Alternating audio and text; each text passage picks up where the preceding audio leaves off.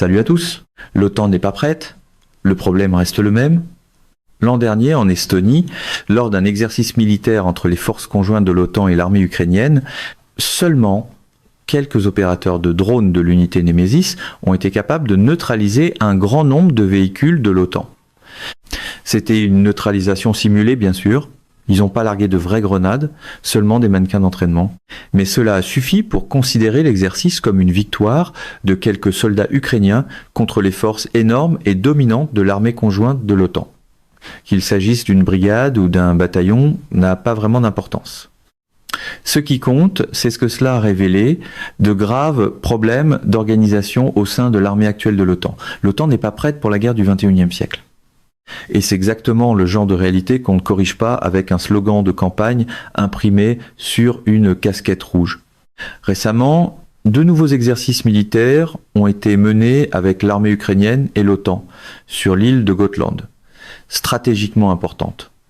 Gotland est un territoire suédois et son emplacement la rend extrêmement importante. L'un des scénarios possibles d'escalade d'une guerre entre l'OTAN et la Russie concerne précisément cette île. C'est pourquoi l'OTAN concentre ses efforts et son attention sur sa défense éventuelle. L'Ukraine a été incluse dans ces exercices parce qu'elle combat réellement sur son propre territoire les forces dominantes de ce qu'on appelait autrefois la deuxième armée du monde. Cela rend l'Ukraine absolument nécessaire à ces exercices car elle peut simuler le véritable ennemi avec des drones, la Fédération de Russie. Un article alarmant publié par Associated Press a décrit ce qui s'est passé pendant les exercices de l'OTAN sur l'île de Gotland, dans la mer Baltique. Les opérateurs ukrainiens ont complètement mis en déroute les forces suédoises. Concrètement, ils les ont démantelées. Les Ukrainiens jouaient le rôle de l'agresseur et, selon le scénario, simulaient une attaque contre l'île, défendue par les forces de l'OTAN. Il ne s'agissait pas simplement d'une histoire fondée sur les propos d'un général de l'OTAN affirmant que tout le monde était sous le choc. Des correspondants de la société de presse étaient réellement présents. Ils ont vu ce qui se passait sur le terrain. Ils étaient au quartier général du commandement et ont observé directement l'exercice avant de publier leur article par la suite. Cela a probablement été fait exprès. Ces scénarios sont probablement menés non seulement pour alerter les militaires, car le commandement militaire de l'OTAN sait déjà que des réformes sont nécessaires. L'objectif le plus important est de transmettre cette information aux politiciens des pays de l'Union européenne afin qu'ils poussent davantage pour des réformes des armées et qu'ils allouent les fonds nécessaires. Ces fonds seront nécessaires le plus rapidement possible. Il y a 6 mois, après l'exercice précédent, tout le monde était alarmé, mais rien de sérieux ne s'est produit. Aucune mesure d'urgence n'a été prise. Oui, l'OTAN évolue. Des réformes sont menées, mais elles sont très lentes, trop lentes. Apparemment, très lent et le tempo parfait pour ceux qui pensent que la géopolitique peut attendre la prochaine salve d'applaudissements en meeting. Cela donne à Poutine une fenêtre potentielle. Un commandant de l'armée suédoise a récemment déclaré que Poutine n'attendra pas et qu'il pourrait attaquer ou provoquer l'OTAN plus vite que beaucoup ne le pensent. Cette évaluation est logique. Une telle action ne ressemblerait pas nécessairement à la guerre à grande échelle en Ukraine. Poutine pourrait provoquer l'OTAN avec une petite opération d'attaque, une opération militaire spéciale numéro 2, dans laquelle il pourrait prendre quelques villages ou villes dans les États baltes, en Lettonie, en Lituanie ou en Estonie, puis tester la réaction de l'OTAN. Il pourrait tester si l'OTAN existe vraiment comme alliance défensive fonctionnelle. Il pourrait tester si l'OTAN est réellement capable de protéger ses membres. Il pourrait tester si l'article 5 fonctionne, parce qu'il n'a jamais vraiment été mis à l'épreuve dans ce type de situation. Il a été activé après le 11 septembre à New York et ailleurs, mais il s'agissait d'une opération antiterroriste. C'était pas une guerre à grande échelle impliquant une menace potentielle d'armes nucléaires. L'exercice sur l'île de Gotland est particulièrement important parce que le Uner corps Azov ukrainien était présent. Il s'agit probablement de l'un des corps les plus capables, non seulement en Ukraine, mais dans le monde. Ces combattants sont brillants dans l'utilisation des drones FPV et des largages par drone. Ce sont les pompiers ukrainiens, au sens où ils sont envoyés dans les directions les plus difficiles. Ils ont une expérience énorme, non seulement avec les drones, mais aussi dans les opérations d'attaque et de défense d'infanterie. Beaucoup d'entre eux faisaient aussi partie des principaux défenseurs d'Azovstal et de Mariupol, et beaucoup sont encore en captivité russe. Espérons qu'ils seront échangés. Le ministre ukrainien des Affaires étrangères a déclaré hier qu'un échange de 1000 contre 1000 devrait avoir lieu dans les prochains jours, même si personne n'en est certain à 100%. Il semblait possible que cela se produise pendant les 3 jours de cessez-le-feu, mais on n'en parle pas beaucoup, ce qui est franchement frustrant. Dans l'exercice de Gotland Tariq, l'un des opérateurs du corps Azov a déclaré que le côté suédois, les forces suédoises, avaient arrêté l'exercice 3 fois pour revoir leur tactique, parce que dans des conditions réelles, elles auraient déjà été détruites. La situation ressemblait essentiellement à ceci: stop, qu'est-ce qui se passe ici? Pourquoi? Comment? L'armée de l'OTAN ne comprend toujours pas pleinement ce champ de bataille, sans expérience réelle du combat, contre une armée dominante dotée de drones. Il se trouve que les drones ne font pas poliment pause simplement parce qu'un élément de langage doit être réécrit. Les Russes et les Ukrainiens ont évolué en même temps dans cette guerre, ils ont progressé technologiquement ensemble. Un camp trouvait une idée, l'autre la reprenait immédiatement, l'adaptait et la déployait à grande échelle. Ils ont été en concurrence presque constamment à un niveau à peu près similaire. Mais lorsqu'il s'agit de la guerre du XXIe siècle, la Russie est déjà très avancée dans la guerre des drones, tandis que l'OTAN reste beaucoup plus bas. L'OTAN est une structure militaire technologiquement avancée. Elle dispose d'énormes ressources, d'un financement énorme, bien supérieur à celui de la Russie. Mais avec les drones, les chars sophistiqués, les véhicules blindés et les soldats lourdement équipés ne suffisent pas. Un drone bon marché peut voler vers une cible. Et il ne se soucie pas de savoir si cette cible est un char Léopard, un char Abrams ou un char russe. Il vole, frappe et neutralise le véhicule. Même aujourd'hui, la protection contre les drones n'est pas massivement installée sur les véhicules de l'OTAN. Ces véhicules peuvent être prêts pour un défilé. Mais que se passe-t-il si la Russie attaque l'OTAN ou provoque un pays de l'OTAN dans les pays baltes ou sur l'île de Gotland dès demain? Que ferait l'OTAN? Souder une protection anti-drone sur les véhicules à la dernière minute? Cela prend du temps. Et cela n'inclut même pas la formation des pilotes de drones, l'augmentation massive de la production de composants de drones, ni la construction de toute la base industrielle autour de cette technologie. Tout cela fonctionne déjà en Ukraine. C'est devenu une industrie. L'Ukraine exporte déjà son armement, ses intercepteurs de drones et même ses opérateurs de drones vers d'autres pays. Les pays du Golfe sont intéressés. Les pays européens sont intéressés. Les États-Unis ont finalement dû admettre qu'ils avaient besoin de l'aide et du soutien de l'Ukraine. Un peu gênant pour ceux qui vendent le fantasme selon lequel l'Ukraine ne serait qu'un fardeau, et non une université du champ de bataille. Pete Hegseth a mentionné apparemment hier que les États-Unis utilisent l'expérience ukrainienne et travaillent avec l'Ukraine dans le domaine des drones. L'Ukraine est le seul pays prêt à partager cette expérience, généralement en échange d'une forme de soutien militaire, peut être des systèmes de défense antiaérienne ou des missiles. Mais le point essentiel, c'est que l'Ukraine, un pays qui avait besoin d'aide militaire et de soutien militaire, donne maintenant de l'aide militaire et du soutien militaire. C'était inimaginable il y a seulement 1 an. Pourtant, c'est là où en est la situation aujourd'hui. Les exercices militaires sur l'île de Gotland ont donc été très révélateurs. Un autre pilote ukrainien, surnommé Karat, a noté que les forces suédoises ont du potentiel, mais qu'elles ont besoin d'améliorations importantes dans les drones, les tactiques et la compréhension de la guerre des drones, même au niveau du commandement. Il ne suffit pas d'avoir des opérateurs de drones. Il ne suffit pas d'avoir des drones disponibles. Il faut un système. La direction actuelle de la défense ukrainienne a contribué à établir et à développer un tel système, connu sous le nom de Brave One.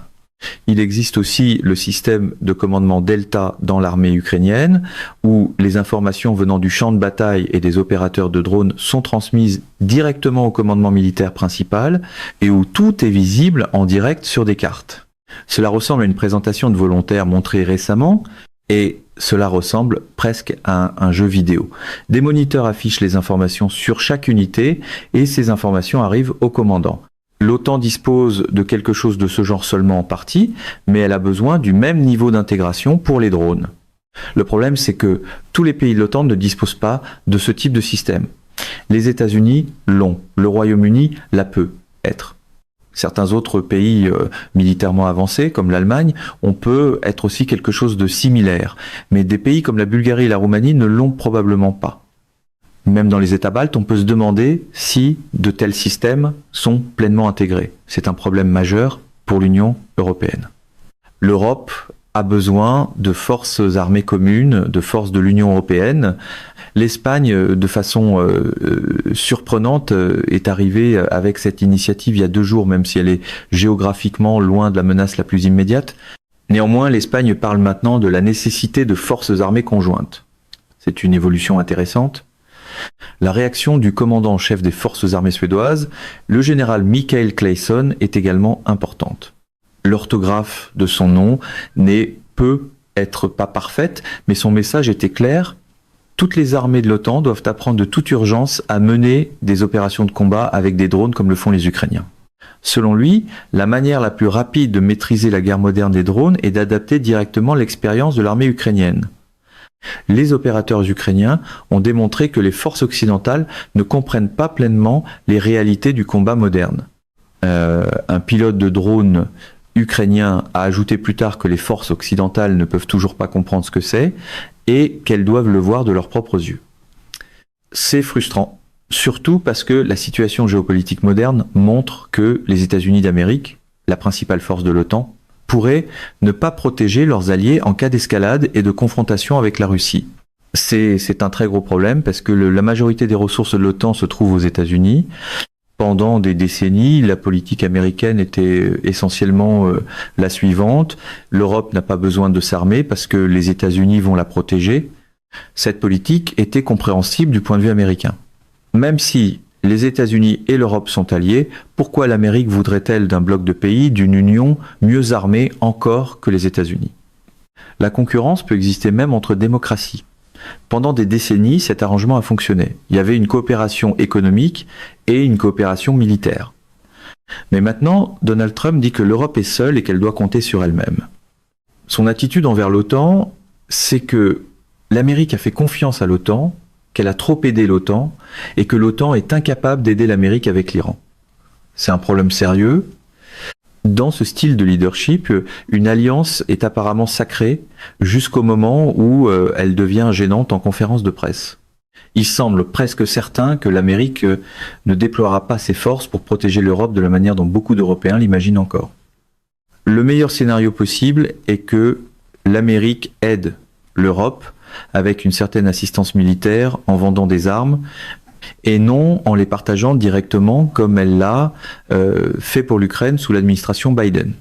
Cela donne à Poutine une fenêtre de 2 ans et demi pour lancer cette opération militaire spéciale numéro 2 et faire chanter l'Europe afin qu'elle cesse de soutenir l'Ukraine. Une garantie de sécurité qui se transforme en brochure de vente n'est pas exactement le bouclier que l'Europe pensait avoir acheté. Il pourrait attaquer les pays baltes, introduire des forces quelque part de l'autre côté de la frontière, prendre le corridor de Suwałki ou établir un blocus naval des États baltes par la mer Baltique. Puis, il pourrait prétendre qu'il ne s'agit que d'une opération humanitaire destinée à aider les russophones sur le territoire balte. Il pourrait dire que la Russie ne doit pas abandonner ses camarades, ceux qui soutiennent le monde russe, la paix russe, ceux qui ont la Russie dans leur âme et dans leur tête. C'est la même tactique que la Russie utilise en Ukraine depuis 2014. La Russie dit qu'elle va sauver son peuple, le protéger et le défendre.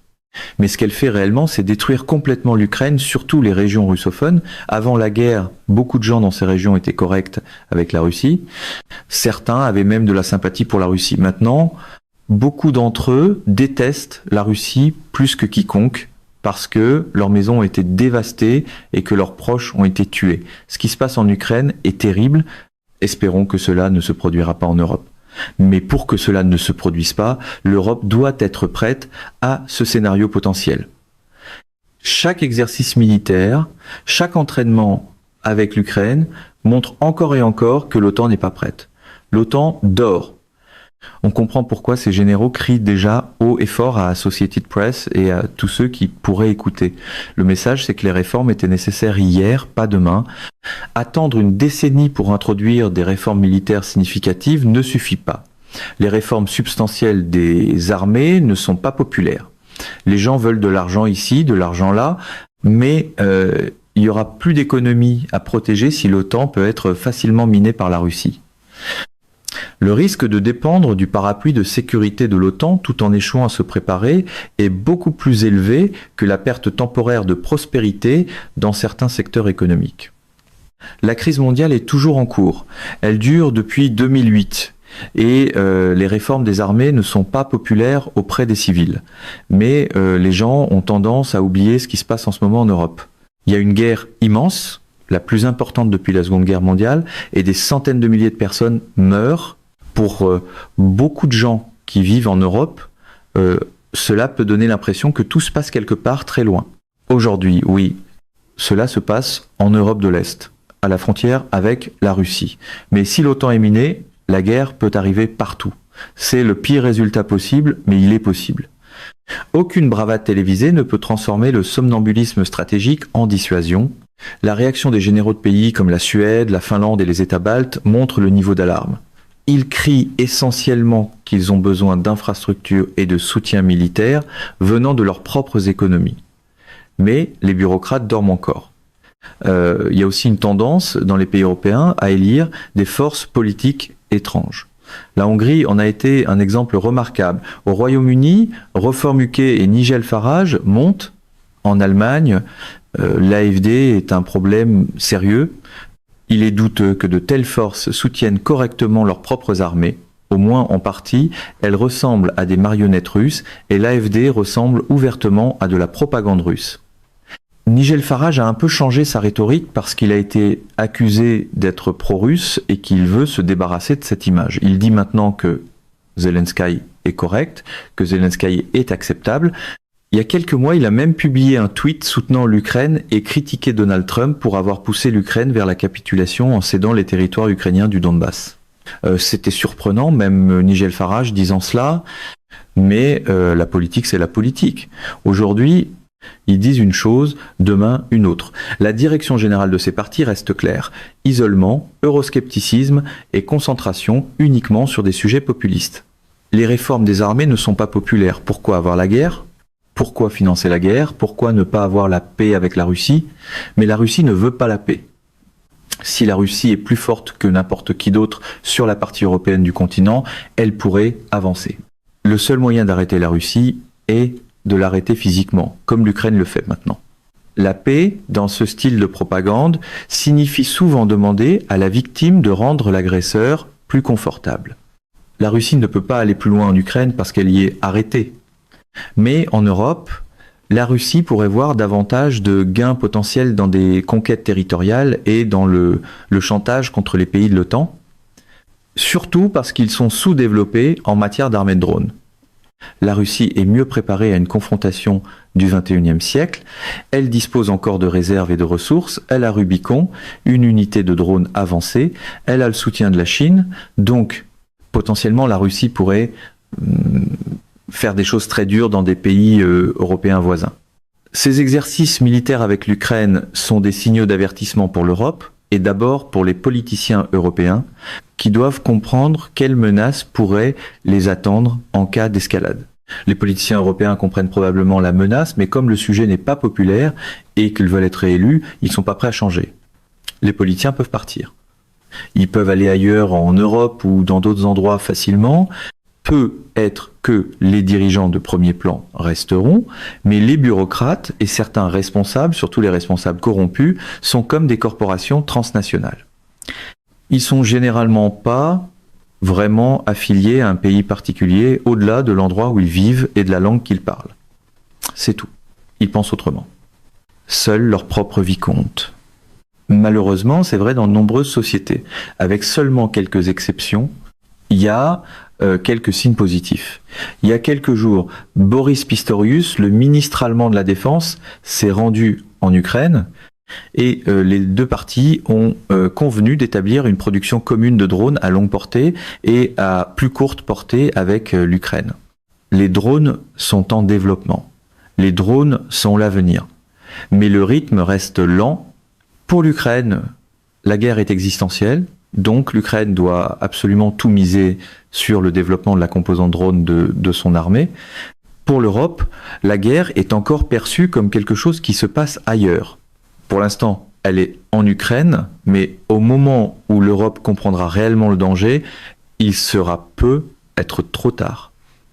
C'était probablement une erreur de limiter le développement militaire de l'Allemagne et de son armée pendant une période aussi longue après la Seconde Guerre mondiale. 20 ans auraient été compréhensibles, mais maintenant, plusieurs générations sont passées. La même chose s'applique au Japon. Ces pays devraient avoir de grandes armées, sinon cela crée de l'instabilité géopolitique. Les Allemands sont excellents dans la production technologique. Ce sont de grands ingénieurs. Le potentiel est là, ce sont aussi de bons soldats, ils l'ont toujours été. Le Japon est similaire, ces pays ne sont plus ce qu'ils étaient avant. Ce que la communauté internationale a craint pendant tant de décennies est honnêtement difficile à comprendre aujourd'hui. Le monde est en train de perdre ce potentiel. Pendant ce temps, la Chine se développe. Et cela peut mener, pas nécessairement à une confrontation, mais à un changement majeur d'influence dans toute la région. Réduire artificiellement ses propres capacités est une approche très très stupide. Heureusement, certains changements sont maintenant visibles. L'Allemagne deviendra probablement la plus grande armée de l'Union européenne dans la prochaine décennie. Les réformes sont en cours, mais encore une fois, elles sont très très lentes. Le Japon change aussi sa politique pour renforcer son armée. Ce sont de bonnes étapes, mais le problème reste le même, elles sont trop lentes. Des informations récentes sur Telegram ont également indiqué que Pete Hegseth avait confirmé que le Pentagone reconnaît la formation de militaires américains en Ukraine. Le secrétaire à la défense Pete Hegseth a déclaré que des spécialistes militaires américains se rendent en Ukraine pour étudier davantage de méthodes de guerre. L'accent principal est mis sur l'expérience ukrainienne du combat par drone, en particulier les tactiques de défense contre les drones. L'armée américaine intègre déjà ces leçons dans sa stratégie de défense et sa planification budgétaire. Donc, après toute cette certitude bruyante, même Washington doit prendre des notes auprès du pays que certaines voix pro-Trump continuent d'essayer de sermonner depuis un fauteuil de studio. Il y a aussi eu récemment des images de Humvees américains équipés de canons anti-aériens utilisés pour abattre des drones ennemis. Ce sont les soi-disant groupes mobiles de défense anti-aérienne qui existent déjà en Ukraine. Les États-Unis reprennent l'expérience ukrainienne à grande échelle. À l'avenir, il pourrait même y avoir de petits avions volants avec des canons Gatling, comme l'An-28 ukrainien, un avion léger de transport, principalement utilisé pour le parachutisme, mais très efficace contre les drones. Il en a abattu beaucoup. Il transporte un canon Gatling à bord et utilise aussi des intercepteurs de drones. Dans les prochaines années, beaucoup de nouvelles choses seront intégrées dans d'autres armées sur la base de l'expérience militaire ukrainienne. Les armées qui ne réfléchiront pas à cela seront menacées et elles placeront leurs propres citoyens sous la même menace. L'évolution, même la révolution des armées du monde doit avoir lieu aujourd'hui, ou plus exactement hier. Il est déjà trop tard. Espérons qu'au moins l'Europe se réveillera. L'Amérique, après tout, a le grand océan. Mais l'Europe devrait être réellement préoccupée par la menace possible, qui pourrait survenir à tout moment. Si la Russie est embourbée en Ukraine, cela ne signifie pas qu'elle n'a aucun plan pour une nouvelle escalade militaire. L'histoire est rarement impressionnée par les dirigeants qui confondent la distance avec l'immunité et les microphones avec la stratégie. Mesdames et messieurs, notre émission d'aujourd'hui s'arrête ici. Nous vous invitons à partager votre avis personnel dans la section des commentaires ci-dessous. Pouvoir, vérité, vous salue et vous donne rendez-vous très bientôt